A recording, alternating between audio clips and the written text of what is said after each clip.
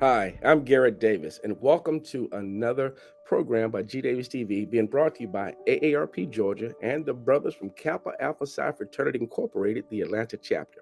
And one of the things we want to talk today is just have a conversation about men and health. That's right, men and health. Some of the things that we don't like to talk about. The myth says men don't like to go to the doctor, men don't like to talk about certain things. That may be true, but what we want to do today is we want to dispel those myths, and we want to bring up a nice panel of African American men talking about men and health. And of course, first up, and of course, I said that the brothers from Kappa Alpha Psi Fraternity Incorporated. We're going to bring up Mr. William Brooks. Mr. Brooks, welcome and thank you for inviting the brothers. And before we, bring up the panel, how important is it for men just to talk about health? Well, I think it's very important for men to talk about health. Sometimes there's a stigma that men shouldn't talk about it, but that we're so resilient that we think that nothing is going to happen to us in the long run later on in life. But I think the biggest thing is talking about it. Go get yourself checked out health-wise so you can be informative of others, as well as your family, your friends, people in your neighborhood. And, we need to stop trying to be supermen and just sit down and discuss certain things about our health and about health in general. Yeah, and of course, we want to meet people where they are. We want men to feel comfortable. Those that have joined in, thank you so much for joining us. You got time to kind of call your friends, and we want you to send this link out, and so they can see this link and hear this discussion. William, when did you yourself start taking a more serious look at your health? At what age or what stage in your life did you really kind of start looking at your health? Always. I've always looked at my health. I was an athlete when I was in, elementary school, middle school, high school. Even when I went to college, I never really stopped working out. I work out 4 times a week. As at this age, at 58 years old. So I've always kept physical health in perspective, in close perspective, as well as mental health. I have no problem where if I'm feeling a little strained mentally, that I'll sit down and I'll go schedule some time to talk to someone. So I think it's very important to dispel the myths that men, Black men in particular, don't need this, because we need it just like everyone else. Yeah, and we're going to unpack that mental health a little bit later on in the show. But we want you to bring up one of the brothers. We're going to bring them up one at a time. So bring up one of the brothers that's going to be joining us on this discussion today. Okay, the next brother is the fundraising chair of Atlanta alumni and newly elected vice pole mark, which is vice president of Atlanta alumni chapter, Brother Anthony Clark. Welcome, Brother Clark. How you doing? Hey, how you doing, Mr. Davis? Thank you, Brother Mark. I'm glad to be part of this. You were in the green room listening to us, and want to ask you that same question. Now, Mr. Brooks, he's an athlete, so he's always been looking at his health. Everyone's not like that. Kudos to Mr. Brooks. Mr. Clark, what about you? At what point did you start looking at your health a little bit more serious, or were you like Brother Clark? Brother Brooks. Yeah, no, I got a little bit different story. My health became more important to me, man. I would say I'm 55 now, maybe about 35 years ago, when I was, diagnosed with diabetes. I'll put it out there, right? The one thing about health is, I think, and I know this topic is, how do we talk about it? I think we have to take the shame away that I have something, right?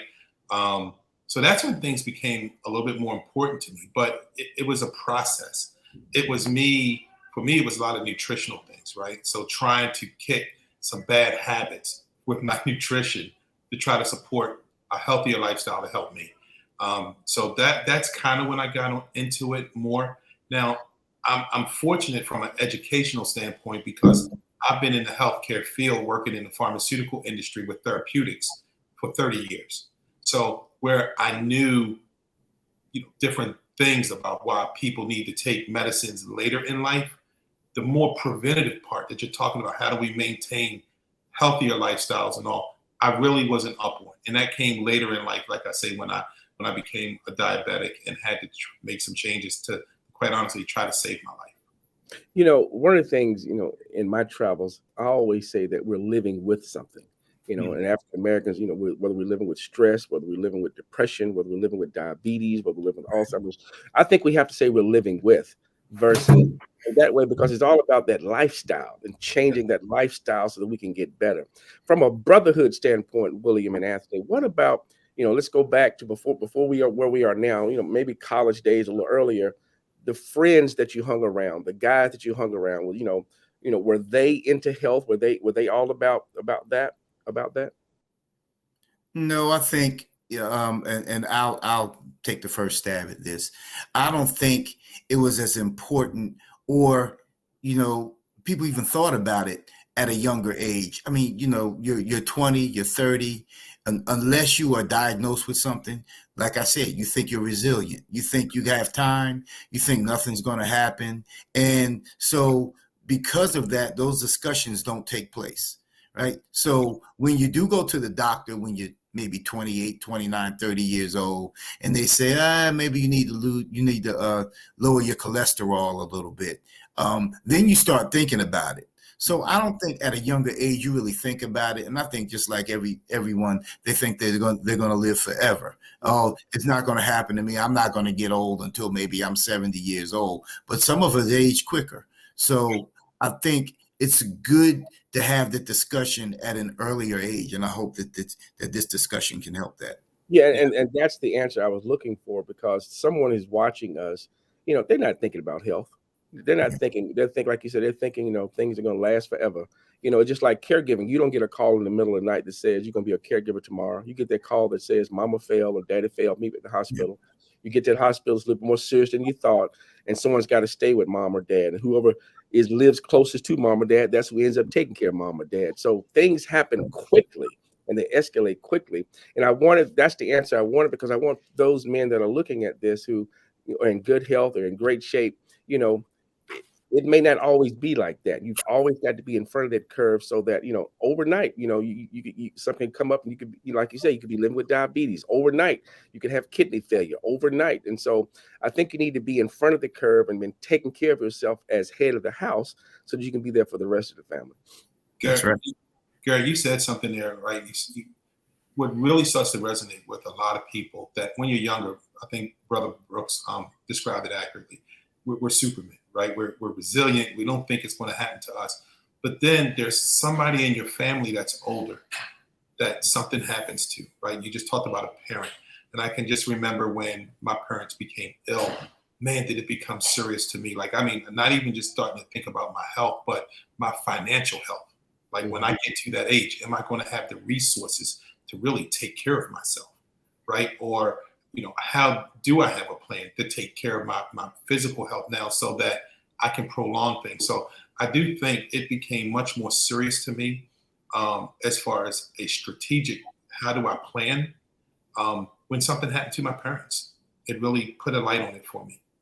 You said when something happens to your parents, and we're all men on here, and the stereotype is that the wife or the female is the one who does most of the caregiving and does things like nature. But times have changed, and men find themselves in a position and in a role that they're not familiar with. And that's being a caregiver. And I think a lot of times, whether it be man or woman, the first thing you have to do is to admit that you're a caregiver. And so, hypothetically, Brother Clark, if you're my father and I'm your son and something's wrong with you, I'm trying to be the best son that I can be to make sure dad is okay. I don't look at myself as a caregiver. I'm just trying to be, that's my daddy. I'm trying to take care of my daddy. So I'm not the best husband I can be. I'm not the best worker, friend, because all those things I'm neglecting a little bit because all my attention is on daddy. And what happens is, if we do not view ourselves as caregivers, then we don't open ourselves up for resources that are available to us. Right. Yeah, exactly. Because I just look at myself as a son, I don't look at myself as a caregiver. And I think that whole shame thing of like, certain diseases like Alzheimer's, for instance, if Brother Clark has Alzheimer's, I don't want people to see my dad like that. And so now I'm in seclusion. And now I'm kind of pushing myself away from my friends and family because because of pride. I'm trying to deal with this stuff by myself. And by the time I do ask for help, I'm asking folks to walk on water because I've had it. I can't take it no more. And I think that's the wrong approach. But where do we start so that men don't get to that point? And I think it starts with, the brotherhood of Kappa Alpha Psi and the things that you guys are doing. And so let's talk about some of the things that you guys are doing in terms of, it's not popular for a man to be a caregiver, but it's real. Right. Well, yeah, that's exactly right. And at Atlanta Alumni Chapter of Kappa Alpha Psi, we've always had a large presence of senior Kappas, which are our older brothers, and we're hoping, we've joined up with AARP so that we can collaborate on some of the community events and also get the word out that the Atlanta Alumni Chapter is committed to being at the forefront of helping our elderly community. So Brother Anthony Clark, as being the fundraising chair of the chapter and being on one of our foundations, we have two of them, but the one we're talking about right now is the Atlanta Diamond Foundation. He can tell you some of the things that we're doing and some of the connections we made to kind of bridge that gap for helping some of our elderly brothers and elderly in our community. Okay. Yeah. So, and I don't want to forget, I know we also have Brother Mark Lewis with us as well. Yeah, we're gonna bring him up. Okay. All right. But from a perspective of what do we do to try to help our brothers, not just the younger brothers, but right now we're focusing on senior brothers, and AARP has been a great partner with us. You're just doing something like this, right? Education is so important in trying to break a cycle of something or trying to change an outcome that you want to improve on. So them providing a platform like this for us to openly share, experiences and try to debunk some of the stigmatism that comes along with talking about healthcare and taking care of yourself has been a very valuable piece of it. The other thing, AARP is being a partner with us as we do nutritional support. That's such an important part of taking care of yourself, right? Understanding that you do have, 3 squares a day, as they used to say. Nutritionists now will tell you that you need to eat, 3 squares and some smaller meals in between, right? Of the right things, of course. But AARP is strategically helping us to provide nutritional support. As a chapter, we like to do that through our Thanksgiving and Christmas basket programs, not just within our chapter, but really reaching out to the community that we like to serve through the Atlanta Diamond Foundation. So just some of those things AARP is becoming partners on. I know that there are going to be some later in the year, some financial wellness programs for our seniors. They're supporting us with some senior outings because, we were just touching on mental health, and you talked about not being secluded. We're going to be planning outings where our brothers will be going out to restaurants and affairs for themselves to really have that camaraderie, and they're not secluded. They're not, forgotten. So we're very happy that we're partnering with AARP and yourself, Garrett, to really support that we have in our chapter. Great. William, let's introduce our Brother Mark up. Won't you bring him up? Okay. Next person that we have on this discussion is Brother Mark Lewis. He is a 30-plus year member of Kappa Alpha Psi, and so is Brother Anthony Clark there. He is also a member of our chapter of Atlanta Alumni Chapter. Brother Mark, thank you for joining us today. Thank you. Good morning. What comes to mind when I say a man being a caregiver?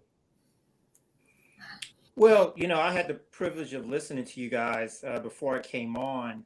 And, as you stated, it's not really being a man or a woman. It's being that person's child. You're still their child, and that's your daddy or your mother that you're taking care of. So that's really what it boiled down to. And, quite frankly, whether I'm a male or female, fortunately, I had the opportunity, my schedule allowed me to be more involved than some of my siblings. So it wasn't a matter of, hey, I'm a man, I have a sister, well, you're supposed to be the caregiver, because she has grandchildren of her own. that she's caregiving for also. So, and I was in a position where I had the flexibility, and it wasn't any question who was going to step up and take care of my father during his last years. Right. I think it's important to have those discussions, and we talk, and people that are viewing this program, they may think that it's easy, and we don't want you to think that it's easy. It can be difficult. Just having a conversation about who's going to do what can be difficult, because if I don't get along with my brother, and then now I got to have a conversation with my brother about how we're going to take care of mom. I mean, these can be difficult conversations. So, but the camaraderie, and there are tools that are available to you to kind of help you with that. And so I like the idea of what the brothers from KA Psi is doing in terms of what they reach out to help elderly brothers who need help. If we can talk about that program just a little bit, Brother Clark. So, I mean, for brothers that need help, one of the things that we do in our chapter is every week, when we have our meetings every month, we do a sick and shut-in portion of our meeting. And that is just one way. And of course, we protect privacy. If brothers want to, keep certain things private, we do that. But we try to encourage the membership to understand who within our chapter needs some support, needs a phone call, right? Needs to be reached out to. And that's something that we have on our agenda every month. And it's under our senior Kappa Affairs, a chairman, a brother named Adam Petty. And he does a great job of making sure that we're aware of that. AARP, again, is a partner with us so that we can provide additional resources for those brothers, newsletters, the information and the support on discounts and different things that AARP offers. That's just some of the benefits of having this corporate partnership with them. And we're very thankful for it. Right. Getting back to you, Brother Lewis, being a caregiver, how important was it to receive a phone call from someone just checking up on you, not your father, but just checking up on you to see how you are doing? Oh, it was phenomenal. As for these two brothers here, I mean, they checked up on me all the time, and needless to say, Brother Clark and I have been friends for the last 30 years. So getting a phone call, a text message was not out of the ordinary. But one of the things that we did in taking care of my father, in which you guys had touched on prior to me coming on, was we kept our family and community informed of how he was doing. We sent fortunately, I have a wife, my wife, who diligently for me sent out detailed text messages to family, and then maybe another text message out to friends. But we were very open with it. And so the prayers, when you get up in the morning and have to go see him, or have to, take him and lift him up and get him in the car and take him to the doctor's offices, the prayer, you felt the prayers on your back. You really did, because, we knew, or people knew that, hey, well, there's a doctor's appointment coming up, or how did it go, and things of that sort. So we opened up, and I had to place my father into a assisted living facility. So it gave the opportunity for people to come visit, obviously prior to the pandemic, and visit him. So it definitely was very helpful when people reached out. And like I said, you felt the prayers on your shoulders every morning when you got up. Yeah. Gary, can I touch on something that Mark just said? Sure. Yeah, it's as a caregiver, and I can remember going through the same process with my mom. Traditionally, especially in the Black community and our families, caregiving has been known to be, when your relative gets sick or you get sick, we rally around you, right? We put you in whoever's house we're in, and we try to do everything we can for you. And I do think that caregiving now, also in today's age, it's hard to let go of some of that responsibility. But I think being a good caregiver is to also know your limitations and know what you're not trained to do. Let's man, before you go in, we got to unpack that, because it you said it easily, it flowed out eloquently, but when I'm caught up in taking care of my loved one, Yeah. I'm being honest, I might not even know what my limitation is. Right. So that's why I think it's going to be important that everyone has a responsibility. You know, whether that's my brother, that's my sister, that's my friend, whoever that primary caregiver is, I think people need to be assigned to that primary caregiver. A lot of times we put all the attention on the person we're caring for, but we don't put any attention on the caregiver. And I think it's important that we put attention on that primary caregiver, because, you know, they're the ones that can just sporadically just go in so many different directions. And I think we need to help them learn their limitations. And so, I mean, that is great, Brother Clark. But I wanted to unpack it, because sometimes we get caught up in the moment. We're so close to it, man. We just doing what we can just to get by, and we don't even know we're running ourselves ragged. That's right. And unfortunately for a person, lots of times they find out their limitations when they get sick, because they're doing so much. And I think it's important we're all talking about how do we have this conversation. That conversation, just through organic talking to your family or talking to your friends, they may see something that you don't, you know, and that conversation is very important to have, because I think it does save people. It does save the caregiver, which ultimately provides better care for the patient, which that's what we all want. Right. And it's very, I mean, for me, it's scary for me. And I'll just be honest. It's very scary. I have two sets of parents. My parents were divorced when I was really young, and they both remarried, and now they're up there in age now. Now, one set of my parents, which is my dad and his wife, I'm the only one. My brother has passed, so I'm the only one that's going to have that responsibility in caring for them. My mother and my stepdad, now I do have a stepbrother and stepsister. I will have help on that side, but they are not in the city that I'm in where my parents are. My parents are here in the Atlanta metro area. So basically I'll be the primary caregiver for them as well when that time comes. So it's scary. But I'm looking forward to the task. Hopefully AARP will have these programs that I can reach out to them, and maybe stave off some of the financial responsibility that I'm going to have. But just, I think one of the things that we talked about is being honest, and it's okay to say that you're afraid about it, but you have to be headstrong about it once you're in it, and just do the job that you have to do. Yeah. Which leads me to our next point. You talked about being honest. You talk about overwhelmed, mental health, man. For a while, no one wanted to say, they had mental problems. It was like, you just didn't want to discuss that. But I think the simple fact, fraternity brothers can call, William can call Mark and say, Mark, just checking in. How are you doing, Doc? How are you doing? Right. That opens up the door for Mark to say, man, I'm having a bad day. Right. And now it's like, well, look, call Anthony, go check. I think we had to have those conversations. I think when it comes to mental health, I think we've got to look beyond trying to do stuff by ourselves and keep stuff inside. Right. And if you're in a fraternity, that means you can talk to your brother. There shouldn't be anything you can't talk to your brother about. That's right. It should be anything, right?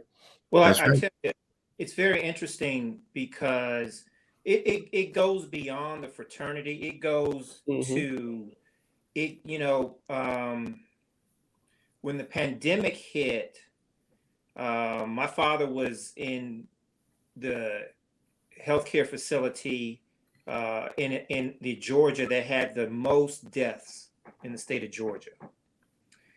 And, having grown up here in Atlanta, there was another gentleman who was there, who was one of my father's best friends, who passed maybe a week later.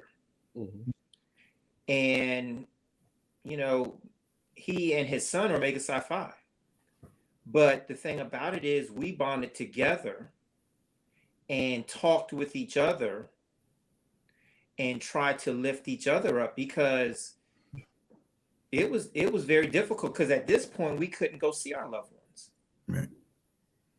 You know. Yeah. So hey, it's a divine nine. It's this community. It is the church.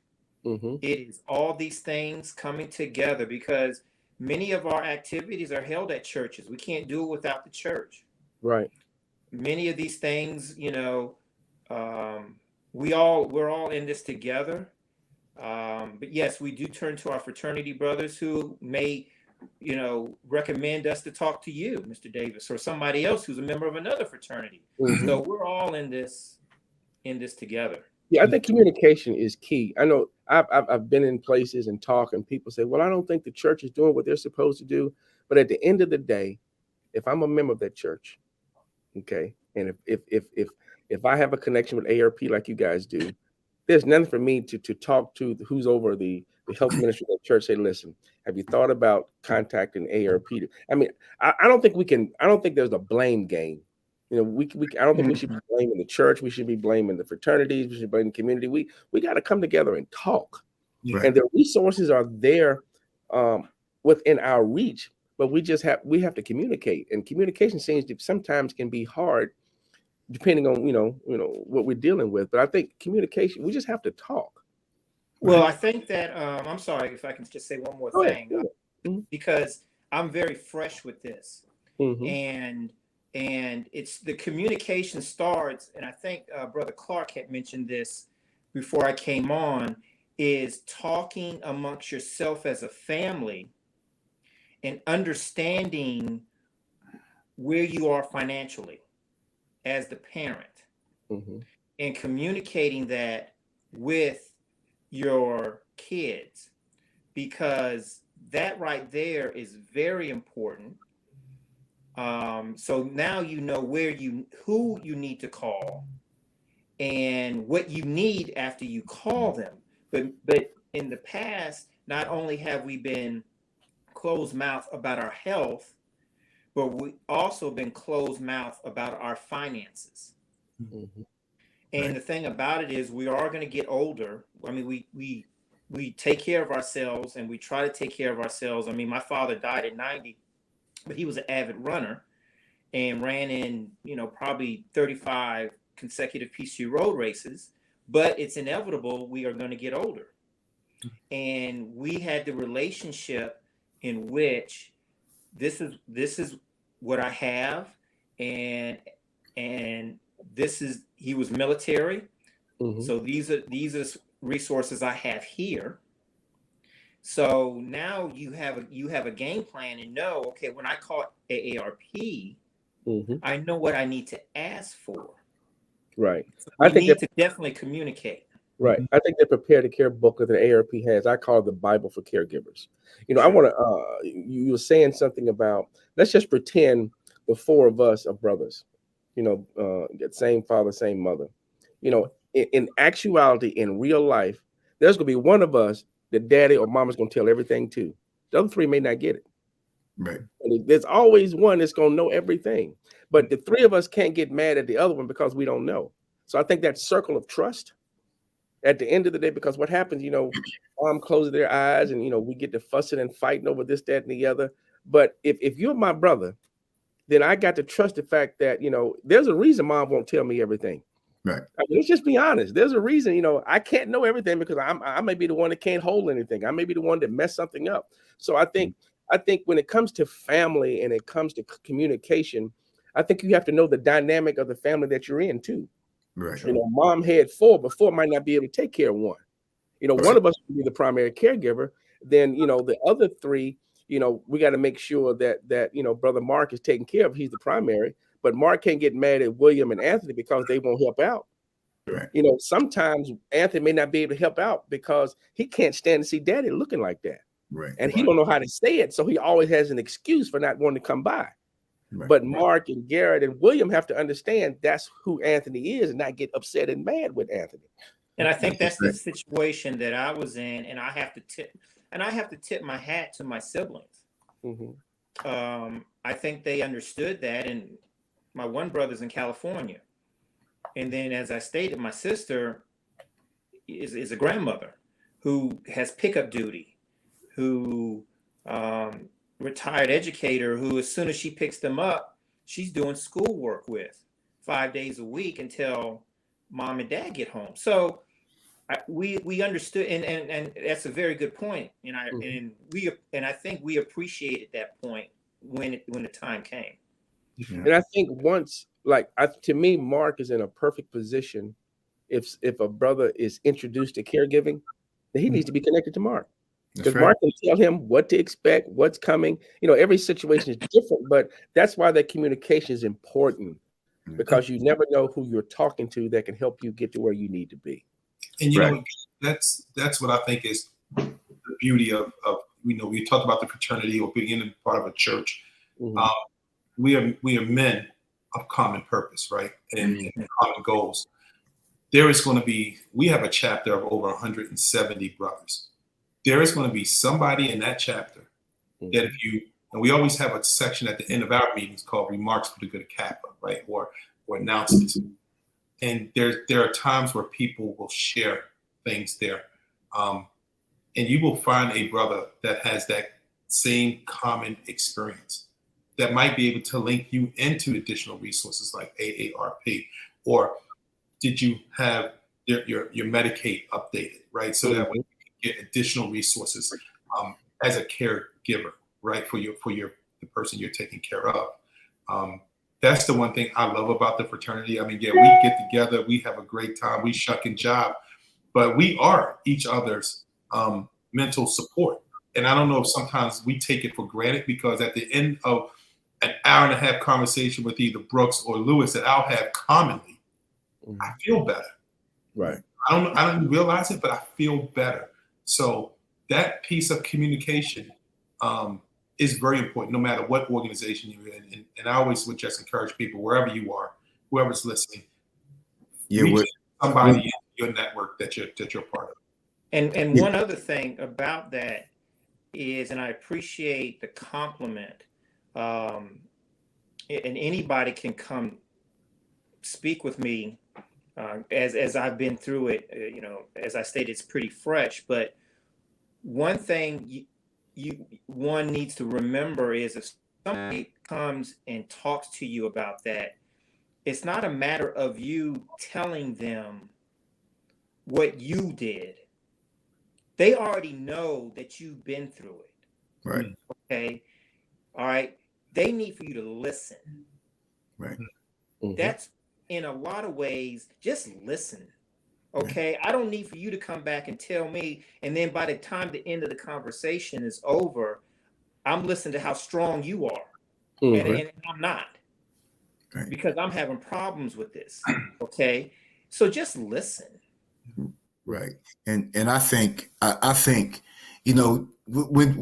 we're younger, and to me, this is all about nation building as well. So when you're younger, you're born into a small nation, which is your family, right? So you have all of the family dynamics that in any family has, health, mental health, physical health. You have all those different dynamics. But then, when you get outside of the family, sometimes it's best to discuss things outside of your family or outside of the first nation that you were born in, and go into something else like a fraternity or like a circle of friends that you have, and discuss it, because chances are they give you a totally different opinion. And they give you a totally different perspective on what you need to do. Because, a lot of times family, when it comes to taking care of folks, there can be some bickering going on. So it's always good to, I think, step outside of your family and seek other advice as well, too, sometimes. Yeah. I think, too, as we, come to a close in a little bit, we're going to view an episode of Daddy's Boys that deals with mental health. And so to set that up, I think, what compounds an issue is, we establish the fact that when we don't talk, we cause problems, we don't communicate. But mental, I think sometimes we may not be able to differentiate whether we're stressed out or whether we're going through something mentally. And if we never share it with someone, we have no clue what we're going through. What are the signs? So from a mental standpoint, when we're frustrated and stressed out, that affects us mentally. Right. We make this, we could make a decision quickly that we shouldn't have made, so I think it all goes back again, Brother Brooks, like you said, to communication. But from a mental standpoint, I think it's imperative that we check up on each other. That's right. Right. I agree.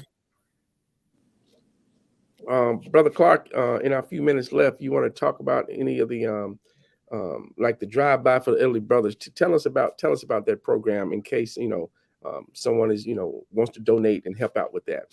Yeah, sure. So most of the things that we do from a philanthropic standpoint is through the Atlanta Diamond Foundation. That is our foundation that we started to raise money. And we have, again, this affiliation with AARP that allows us to do things for our senior Kappas. And you spoke about the drop-by. That's one of the great things through our senior Kappa affairs, that we will let a brother know who may be, confined to their home, that their chapter still loves them, that we're thinking about them. We're trying to provide some of that mental health. We went past one brother's house and identified that, we need to get a lawn care service going for this brother, right? So there are things like that we do raise monies through our Atlanta Diamond Foundation. And again, thank you, AARP, and all of the folks that are watching this. Please visit AtlantaDiamondFoundation.com to help us. We can provide that type of support for those senior Kappas. And, we reach out to the community as well. It's not just for Kappa Alpha Psi Senior. That is one of our focuses, of course, but it is a broad canvas that we try to touch in the community of Atlanta that we serve. Okay. Brother Lewis, closing comments in terms of, how important is it for families to communicate? You want to kind of give a last talk on that? Well, you definitely, communication is very important. My father, my mother passed first, and so my father, in 20, when he passed away, during that time period, he comes from a big family, a number of brothers and sisters. So, in some respects, not all of them live here, and everybody can't just get out and visit. Also, so we try to, as best that we could, keep everybody informed of just how he's doing. I mean, even before it was towards the end, just surgeries or just under the weather. We like to send out text messages and communications just to let everybody know how he's doing. So it was very important, and people really appreciate that. Right. Brother Brooks, thank you for getting these brothers together so we could have a healthy conversation about men and health. And, a lot of times, like you say, we think we're going to be on 10 forever, but, things start to drop and we don't go as fast as we used to go. So that's right. Thank you, Brother Brooks, for putting this panel together. Closing comments in terms of how important it is for brothers to check up on one another. Brothers, and I'm talking to brothers and sisters that may be even watching this panel discussion. It's very important to communicate with each other. Sometimes you think, a lot of times today we have social media, so everybody looks great on social media today, right? And everybody on social media, you see folks smiling, having a good time, but you never know what they're actually thinking, and you never know how they're actually handling a situation. So it's very important and pertinent that we contact each other, communicate with each other, and let's keep that line of communication open. So in case you need you may need some emotional and some mental stability and some help and some talking to. So it's important that those lines of communication are open so that, not only can you check on other folks, but other folks can check on you as well. Right. On behalf of AARP Georgia, Judaic Production Films, and the Brothers of Kappa Alpha Psi Fraternity Incorporated, the Atlanta chapter, we hope you've enjoyed our discussion of men just talking about health and communication and mental health. And now we're going to let you view an episode of Daddy's Boys, and we hope that you enjoy. Thanks for watching.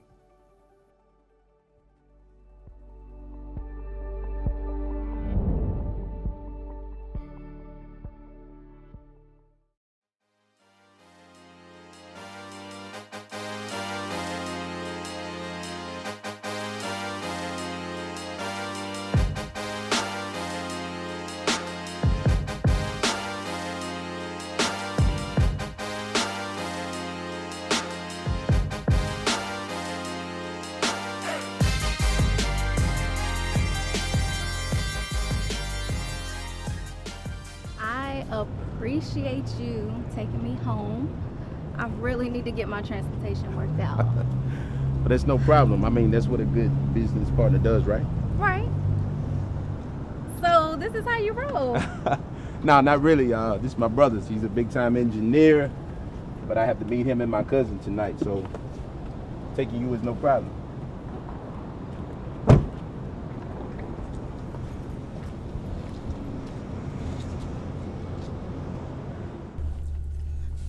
I don't want you to think I was eavesdropping or nothing, but I overheard you say you were going to be out for a couple weeks. My mother was right. Excuse me? I was just saying my mother is right. She said that women hear everything, but I'm good. Thanks for asking this. It's just a lot going on at home, you know. My father has prostate cancer. I lost my mother to breast cancer like a year and a half ago. My brother came out with his lifestyle, and then I got the art gallery. It's just a lot going on. It's just a little overwhelming, that's all. Will the young lady be joining us tonight for dinner, Mr. Charles? Oh, no. We're going to drop her off at the corner of Crenshaw and MLK, right? Right. At the Starbucks, if that's okay. Oh, that's fine. That's fine. Seems like you have a lot on your plate. You didn't mention any women problems. That's a plus. Let's just say I got a lot going on. A lot. You ever think about going to counseling? As in me, laying on someone's couch, paying them a lot of money so they can drive a Maserati and live in the hills. Not me. Why is it that men are so opposed to expressing their feelings? No, I'm just capping. But between you and I have a appointment scheduled, you know, for a counseling session. I just don't know if I'm gonna keep it or not.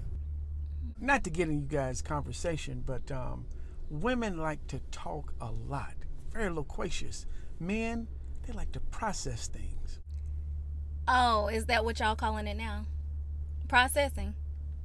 Now, I think what he's trying to say is, you know, men, you know, it's hard to express ourselves because we always got to go deeper so the woman will understand. You know, Mr. Charles, like I said, women talk a lot, you know, and men like to process. And you sarcastically, very pretty young lady, said, oh, is that what y'all calling it now? You see, you understand the disconnect?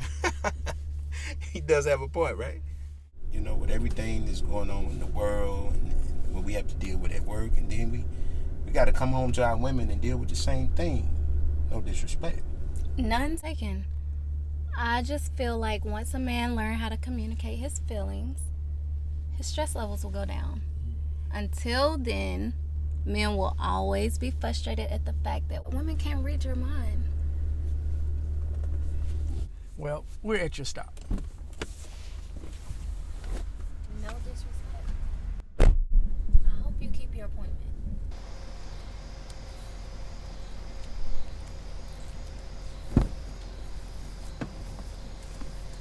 Thank you.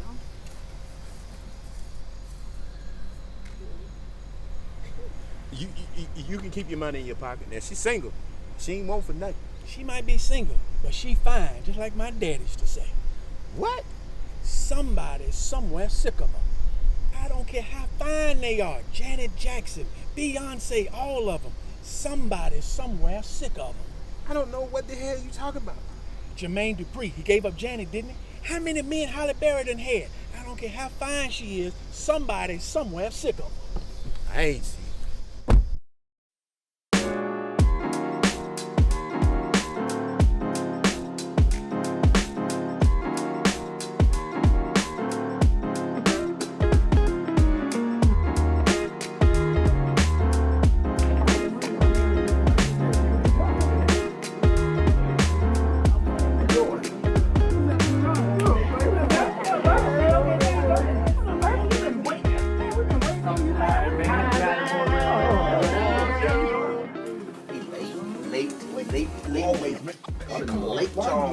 Man, don't you ever send that driver to pick me up again.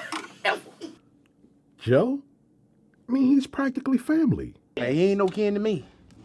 What about the girl that you dropped off? Because I know what this is about. She's my business partner. That's it. Nope. We know you, Chuck. We know. No, for real. All jokes aside, it's nothing like that. Right. When you called earlier, man, you didn't sound right. Right. Sound like you had a lot on your mind. Like, what's up? Look, man, it's been a rough year and a half for me. I mean, with losing mom to breast cancer and dad with his prostate cancer, and then, you know, Punkin coming out with his lifestyle. Then I got the gallery, man. Everything is kind of overwhelming, man. I just need to talk to somebody. Listen, I've been thinking the same thing, Chuck. Absolutely. You know, but it's been rough on all of us, man. If you think about it, we've only been able to get through it because we stick together. True. But I wanted to tell y'all first. I got a counseling session scheduled. I just ain't been feeling like myself, really. And I'm starting to feel like that 45% of African Americans who say their mental health is out of control. Like, really.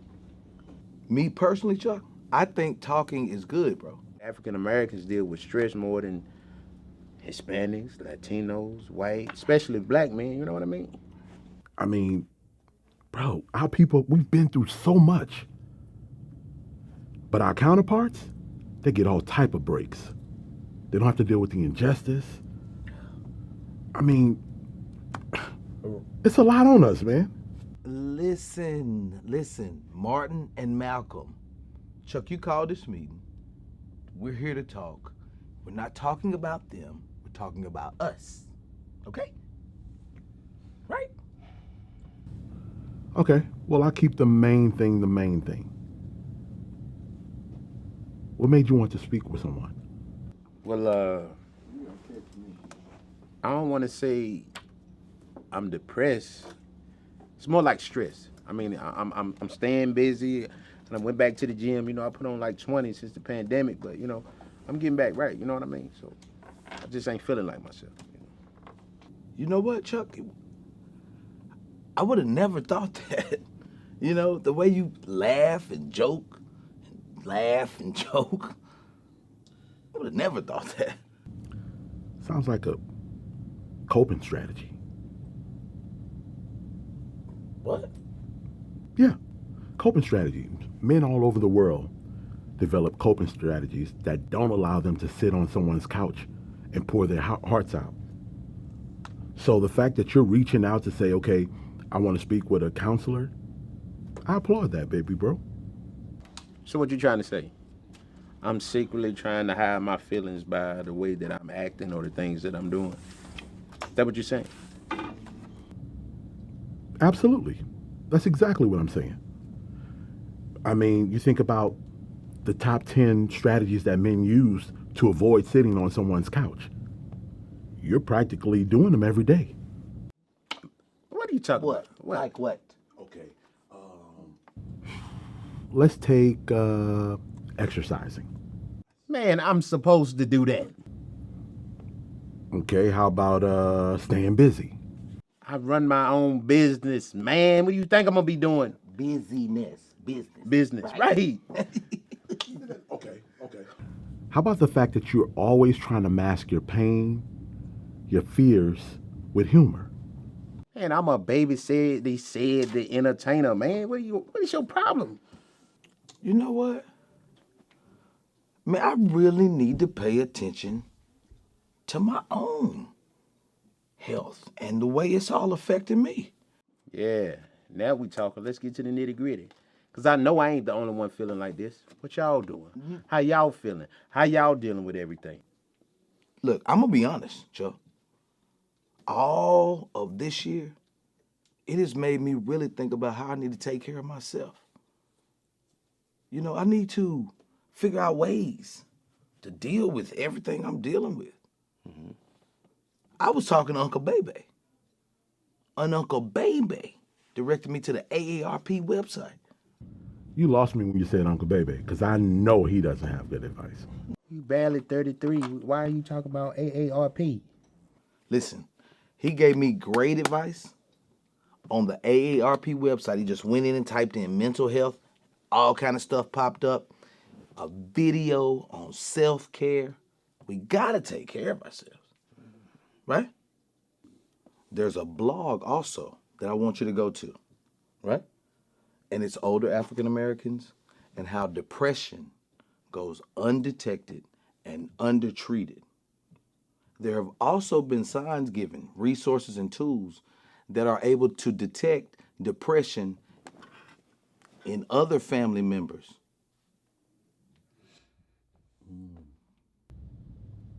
What y'all looking at me for? I'm not depressed. I said stress, not depressed. Stress. Two different things. I'm saying the stigma on mental health, let's be honest. We don't talk. We don't talk about our feelings. We don't talk about the issues that we deal with. So we need to break that stigma so that us black men, we can come to the forefront and talk about these issues. That way it may help another brother. On the website, it talks about older African Americans, and on the AARP mental health, it says that depression is underdetected and undertreated. So it's not just for us. See, this could be used for Pops too. Just think about it. He's dealt with prostate cancer, right? Okay. He's a high-profile lawyer. Think about the cases that he has to deal with. The magnitude of those cases. It's a lot. I mean, he has the weight of the world on his shoulders. You know, the good thing about it is we got each other. Right. But what about Punkin? He up there in New York all by himself. Like, how you think he dealing with it? How you think he holding up? You see, Pumpkin and Pop's situation is a little bit different. See, Pops wanted Pumpkin to be something that Pumpkin didn't want to be. He couldn't accept his lifestyle. But listen, you know how Pops is. Pops just pushes all of us to max out and be the most and the best that we can be. That's all Pops wants. But let's be honest. Pops was too hard on Pumpkin, man. Like bro said, he wanted him to be something he wasn't. And you right, all he do is push, and he pushed them away. I don't understand why you always see it one way. Like Billy Boy, you never understand what we went through dealing with Pops. I wonder how Pumpkin is really dealing with all this. At the end of the day, I miss my brother. And whether Pops admit to it or not, I know he do too. Right. He the closest thing to mom we got. Okay, listen. So tomorrow, on another note, I'm going to play golf with Uncle Bebe. Right? And you know Uncle Bebe think he's Tiger Woods, but he's really Panther Forrest. You know what I'm talking about. And he's gambling. Okay. And he's gambling. Okay. And listen, it might be a way for us just to clear our minds, man. You know? Good therapy. What you thinking, big bro? You know what? I think I could use that. Yeah. So I'm gonna dust the clubs off. Come on. And I'll be out there to take your money. Oh, be careful. Chuck, what you gonna do? I gotta meet with my business partner tomorrow. It's all business. No, you know, so but I might come. It's a 50-50 chance. Throw it up. I might catch it. All right.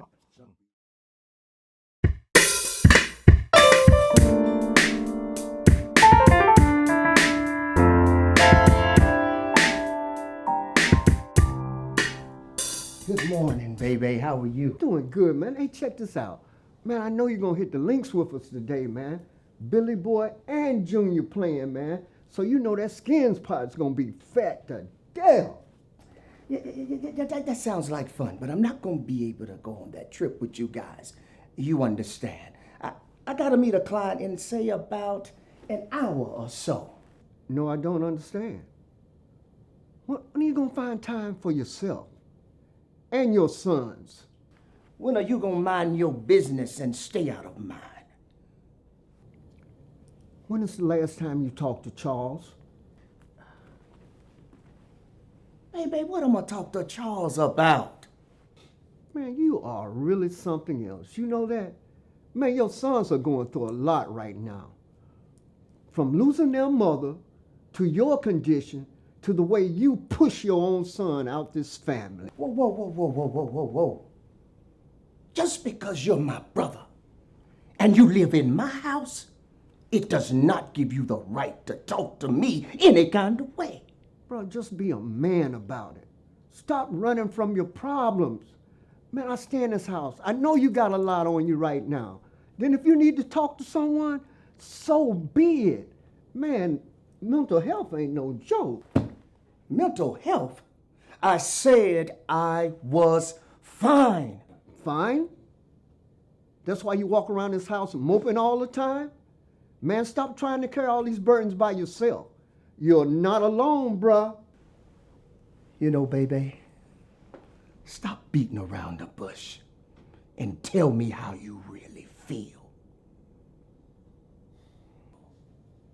Man, you need some counseling, man. Man, you're ashamed of your gay son. You're still grieving from the loss of your wife, and you don't have the relationship that you want with your own sons.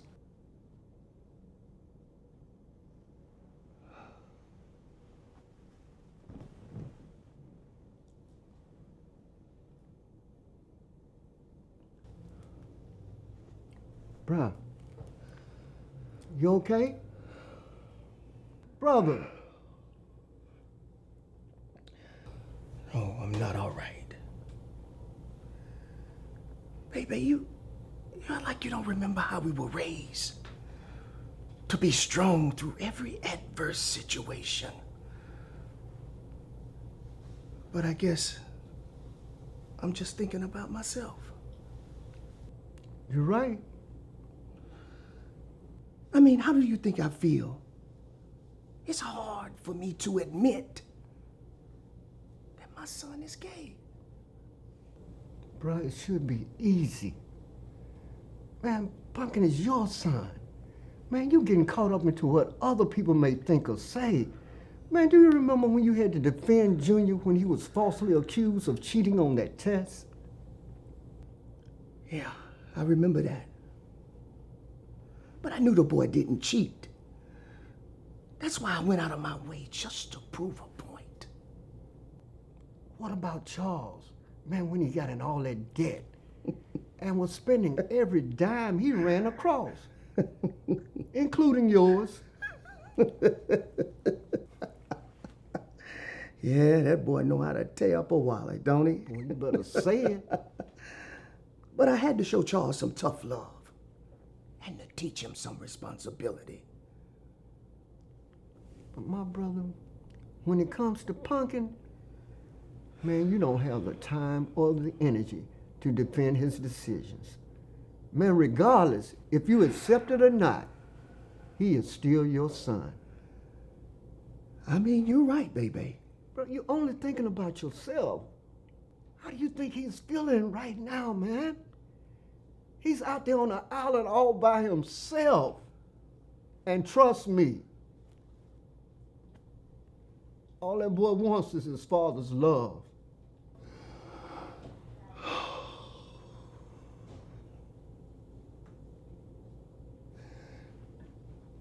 And because I'm not showing him the love he deserves,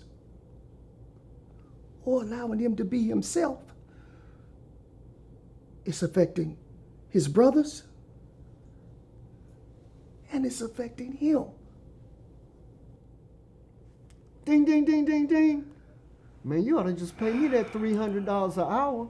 I'll just help you figure out the problem. All I needed was a mirror, put it in your face and say, hey, look, the problem. Man, get that damn mirror Boy, out of my face. You are crazy, boy. Well, listen. You know, you've always been a bridge over troubled water for your brother. Well, look, I need for you to be that bridge today. I got you. Get the fellas together and let's meet back here at the house. Say about 7:30. And you know Slick's Catering? Oh my God, that's some great food, Yeah, man. man. If anybody can make it happen, you can. I got you, bro. All right, yeah. But on the sidebar, man, let your little brother hold a little something, man, for that skins pot, man. Baby, you're something else. You and that skins pot. About how much do you need? Maybe 200, 3, maybe 4. How about, let's see what we got here. 1, 2, 3, 4, 5. Let's say $600 to take care of everything. There you go, $600. That's $600 right here? $600, bro. Boy, you know I gotta have the big bag. Wait a minute, man. What are you gonna do with $1,800 at the golf course, man? Big bro, I got you. I got you.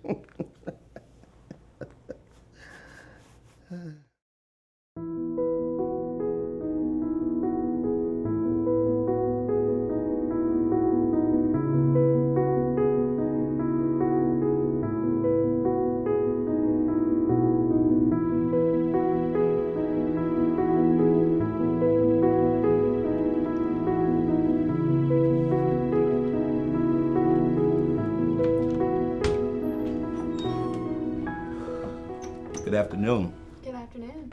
I'm here for my 2 o'clock appointment with Miss Johnson. All right, you can go have a seat over there and I'll give her a call, okay? All right, thank you.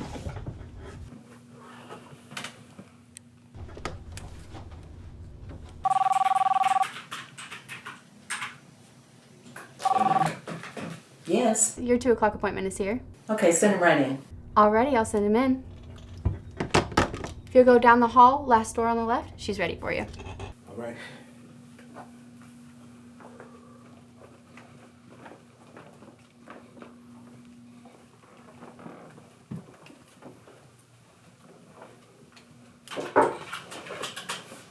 Charles, Miss Johnson, come here. how are you doing? Good to see you. Same here. Have a seat. All right. Well, I'll be honest. I'm a little nervous. You're not the first, and you won't be the last. You know, I just felt like I needed to talk to someone. I haven't been feeling like myself. I mean, mentally. Problem is, I just don't know how to express it or even say it. Well, first let me say you made the right decision. It's not always easy for men to come to grips with admitting that they need to talk to someone.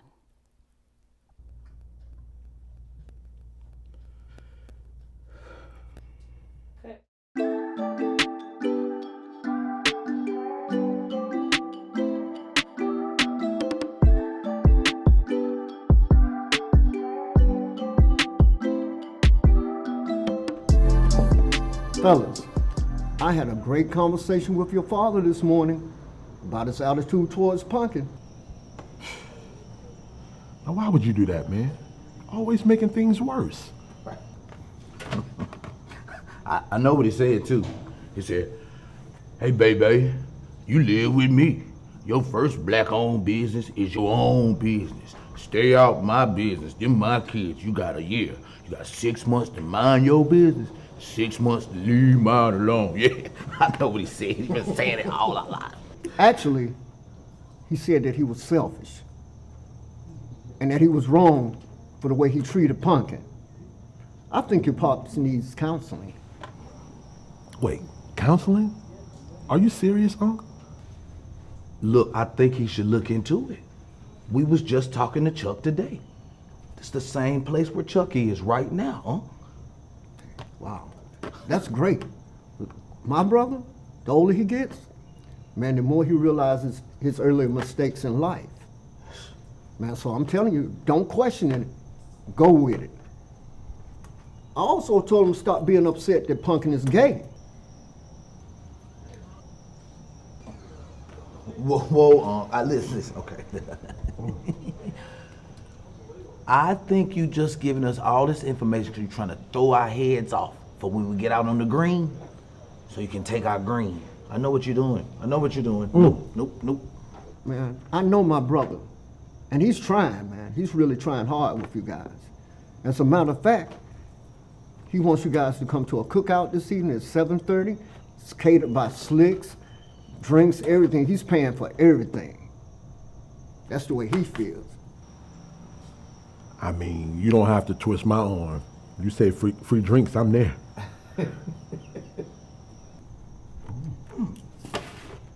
Man, I'm going to practice on my putt, man. And we did say $50 a hole, didn't we? Yeah, $50 is $50. I'm not going anywhere. Just like taking candy from a baby.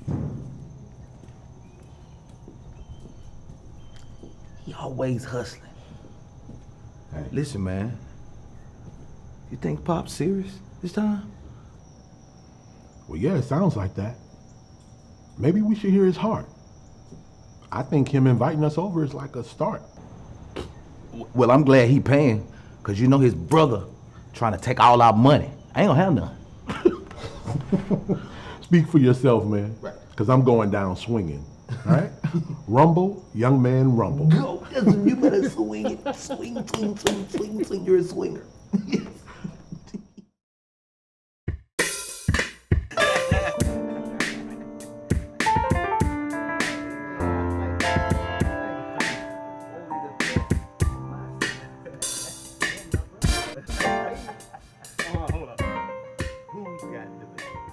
Who got the bag? Listen, Junior, that joker was in the zone today. He was hot. I shot a 78. Ooh, nasty. So what did Bebe do? Oh, you talking about your brother? My brother, what did he do? See, he had a temperature of 103. He was hot. He was hot. Yeah, Keith. Man, you know, I was a little distracted today, man. All y'all, keep my name out your mouth. Y'all done ran him off. He gonna cry with upset. He just salty. I guess he's upset. He's mad. He's mad. But listen, I brought all of you together because I wanted to tell you that I'm sorry for being selfish and not allowing you to grow up and be men. It's okay, Pop. Nah, Junior, it's not okay. But I got a solution to those problems.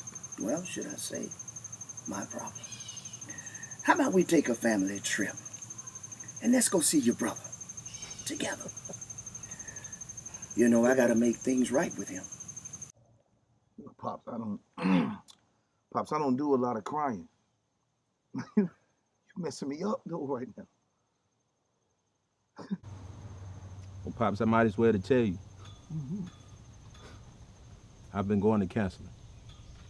And I have a few more sessions, but you know, I really want to have a conversation with you. About what, Charles? What are we gonna talk about? Come on, Pops. Don't get defensive. I just need to clear the air, let you know how I'm feeling. I promise you, we all good. We all good. Yeah, Pops. It's all good. We love you, man. Love you, Pop. And I love you guys too. I want you to know that nothing will ever come between this cipher again. You will always be my sons to daddy's boys. I spoke to that. I spoke to that.